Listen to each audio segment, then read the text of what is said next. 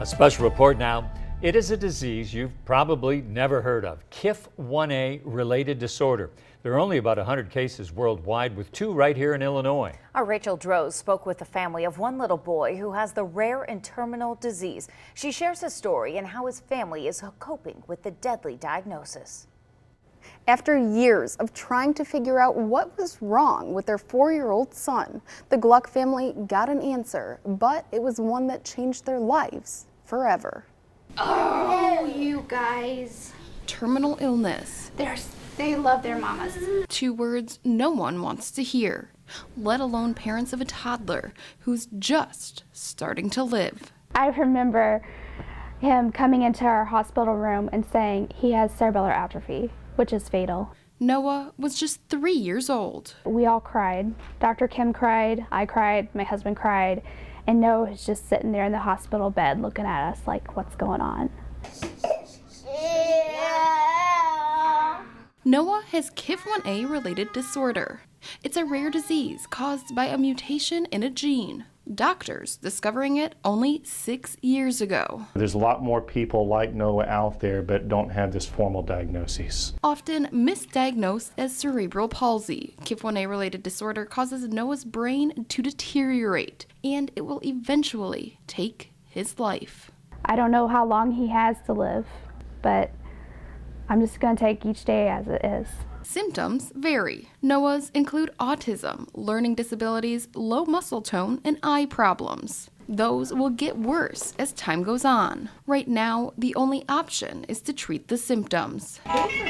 He likes playing with his brother, he likes splashing in the water, he likes crawling through things, and he loves food. But Gluck sees time taking her little boy's strength away. Just this past year, he's kind of gone downhill. Noah had his 5th surgery in October to help with tightness in his legs, which is another KIF1A symptom. My goal is to keep him moving. So we want mobile Noah. With a grim diagnosis, Gluck was devastated to find there wasn't much information on KIF1A or support. I thought, if I feel this way, I'm sure other families feel this way. And how can I help?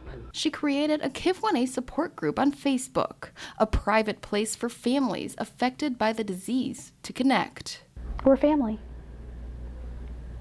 We share a common bond. And that group was just the beginning. A parent in New York whose daughter has KIF1A started KIF1A.org, a nonprofit working to find a treatment for the disease. Any amount of money or even spreading awareness helps. There's people out there that are willing to search for a cure. But researchers are in a race against the clock unless a treatment is found, and found quickly. My buddy. Time will win for Noah and all KIF1A kids. Being the mom of a little boy with a fatal disease, what is that like? It's easy to deny it. It's easy to just hide behind advocating, which I tend to do a lot, but it's just what keeps me going. It's just reaching out, advocating, and that's how I cope with it.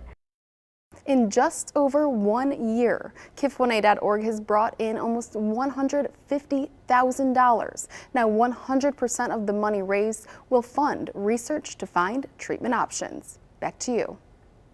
Thank you, Rachel. We're wishing Noah and his family the best. According to KIF1A.org, the gene variant that caused Noah's disorder can also lead to other conditions, including epilepsy, blindness, and cognitive impairment.